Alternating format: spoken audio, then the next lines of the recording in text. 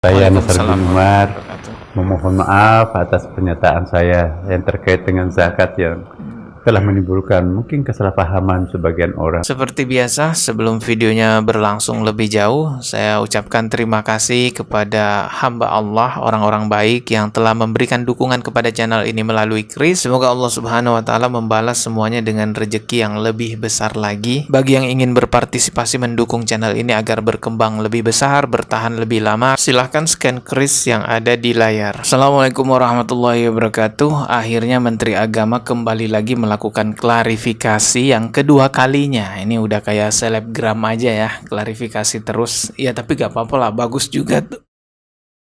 Suara saya habis, maaf. Ya kita apresiasi lah ya itikat baik dari Pak Menteri Agama ya, sampai 2 kali membuat video klarifikasi. Dan di klarifikasi yang kedua ini beliau dengan tegas meminta maaf, lalu mengatakan bahwa zakat itu rukun Islam yang wajib ditunaikan, merupakan fardu ain. Coba kita lihat ya klarifikasi yang kedua, tapi ada blundernya juga nih di klarifikasi yang kedua nih. Kita lihat dulu. Assalamualaikum warahmatullahi wabarakatuh. Saya Nasar bin Umar memohon maaf atas pernyataan saya yang terkait dengan zakat yang telah menimbulkan mungkin kesalahpahaman sebagian orang, terutama yang tidak hadir pada forum acara yang forum zakat itu ya.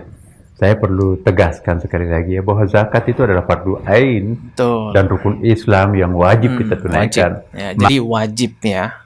Maksud pernyataan saya dalam Saracen 99 ekonomi syariah itu adalah ajakan untuk melakukan reorientasi pengelolaan dana umat dari sekedar hanya zakat oriented ke zakat, semuanya serba zakat sebagai kewajiban dasar menuju optimalisasi beragam instrumen gitu kan, baik wakaf, infak, sedekah, jariah, hibah, wasiat, lukata, baik ganimah, mudarabah, musyarakah, ada 27 itu. Kita perlu belajar dari kemajuan negara-negara seperti Qatar, Kuwait, Emirat Arab, ya, termasuk juga Mesir, Sudan dulu ya. Negara itu Timur mereka Tengah itu bangkit itu tidak mengandalkan only zakat ya kan, justru wakaf yang paling produktif, paling luas. Di sana instrumen wakaf melalui Kementerian Wakaf menjadi motor penggerak pembangunan yang sangat masif. Inilah model yang ingin kita adopsi untuk mempercepat kemajuan umat Indonesia. Demikian penjelasan ini. Terima kasih. Wassalamualaikum warahmatullahi wabarakatuh. Ya, waalaikumsalam warahmatullahi wabarakatuh. Ini resmi langsung dari akun YouTube-nya Kemenak RI ya. Saya reaksi di sini. Coba kita lihat dulu beberapa komentarnya. Tidak ada artinya klarifikasi, akui saja menteri melakukan kesalahan yang fatal. Ya benar, itu fatal kesalahannya, tapi udah minta maaf ya, udahlah. Tapi jangan ucapkan tinggalkan, coba artikan kata-kata itu wahai menteri. Iya, saya tahu maksudnya Menteri Agama ini ya. Beliau menginginkan negara kita itu tidak hanya mengelola zakat saja, tapi juga mengelola sedekah, infak itu untuk kemajuan negara. Cuman yang jadi masalah, kenapa Bapak Menteri Agama mengatakan tinggalkan zakat kalau mau maju, lalu bernarasi bahwa zakat itu tidak populer lah dan lain-lainnya. Nah ini yang jadi masalah, tapi udah minta maaf, ya sudahlah. Jadi yang marah-marah di kolom komentar mengatakan itu video AI, itu video potongan. Enggak, itu video real asli, bukan sekedar video potongan ya. Dan Menteri Agama kan sudah minta maaf, artinya mengakui bahwa memang beliau salah. Cuman klarifikasinya Menteri Agama di video ini juga ada blundernya. Ini blunder lagi nih. Saya putarkan ulang nih ya, coba simak baik-baik. Ini di detik 58, perhatikan. Kita perlu belajar dari kemajuan negara-negara seperti Qatar, Kuwait, Emirat Arab, ya, termasuk juga Mesir, Sudan dulu ya. Itu mereka itu bangkit itu tidak mengandalkan only zakat ya kan, justru wakaf yang paling produktif, paling luas. Di sana instrumen wakaf melalui Kementerian Wakaf menjadi motor penggerak pembangunan yang sangat masif. Inilah model yang ingin kita adopsi untuk mempercepat kemajuan umat Indonesia. Katanya Pak Menteri Agama, Indonesia perlu belajar seperti negara-negara Timur Tengah yang maju bukan hanya karena mengelola zakatnya, tapi juga mengelola dana infak dan sedekah dari masyarakat. Bahkan dikatakan tadi menjadi motor penggerak kesuksesan negara-negara Timur Tengah gitu ya. Jadi kita ini diminta tidak hanya bayar zakat ke negara, tapi juga bayar infak gitu ya kepada negara biar negara ini maju. Sebagaimana di negara-negara Timur Tengah. Ini saya jelaskan, dengarkan baik-baik ya.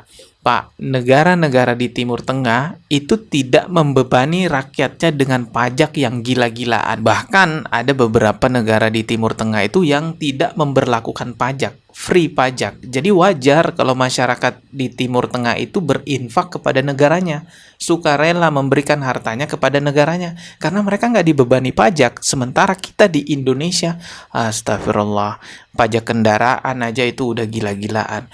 Pajak rumah, pajak tanah, pajak penghasilan, bahkan proses bayar pajaknya pun sulit. Harus pakai calo, harus pakai konsultan pajak lah, dan lain-lainnya. Masyarakat Indonesia yang dicekik dengan pajak, lalu diminta untuk berinfak sebagaimana masyarakat di Timur Tengah.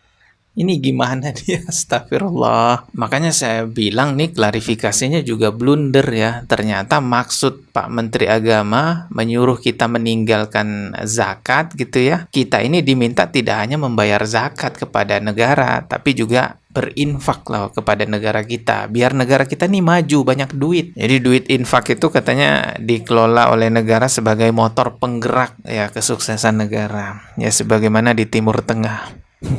Pak, kalau negara kita tuh mau maju banyak duit, bukan masyarakatnya yang diperas dengan pajak, dengan infak, dengan atas dasar sedekah lah. Semestinya yang diberantas itu koruptor. Coba dengarkan nih apa yang dikatakan Pak Mahfud MD tentang korupsi di negara kita. Miris banget teman-teman ya. Banyak banget uang yang dihabiskan. Kalau saja di dunia pertambangan ini kita bisa menghapus celah-celah korupsi, maka setiap kepala orang Indonesia itu setiap bulan akan mendapat uang 20 juta rupiah tanpa kerja. Tanpa kerja. Setiap tuh anak kecil dan sebagainya 20 juta setiap bulan gratis dari negara. Wow. Saudara bayangkan betapa besar korupsi dunia pertambangan ini sejak saat itu dan sejak sebelumnya mengapa kita melakukan reformasi. Itu 20 juta. Itu baru pertambangan. Pertambangan aja tuh. Belum kehutanan, belum perikanan, belum pertanian, apalagi, apalah. Gilanya korupsi di negara kita ini. Termasuk juga dana haji. Jadi satu bidang aja ya, satu sektor bidang ini ya, kalau berhasil dihentikan korupsinya ya, pertambangan, satu orang kata Pak Mahfud MD bisa dapat 20 juta tanpa kerja. Per kepala tuh. Itu satu bidang pertambangan, belum lagi yang lain-lain gitu ya. Jadi semestinya kalau negara kita ini lagi kekurangan duit, atau misalnya MBG ini butuh duit banyak ya, bukan masyarakat yang diperas dengan atas nama sedekah atau infak atau pajak, tapi korupsi itu loh yang diberantas. Ada-ada aja ya pejabat di negara kita nyuruh ninggalin zakat karena katanya tidak populer. Ternyata maksudnya nyuruh masyarakat Indonesia itu tidak hanya bayar zakat tapi juga bayar infak. La ilaha illallah. Oke lah, kita ketemu lagi di video berikutnya. Subscribe dan juga loncengnya ditekan. Wassalamualaikum warahmatullahi wabarakatuh.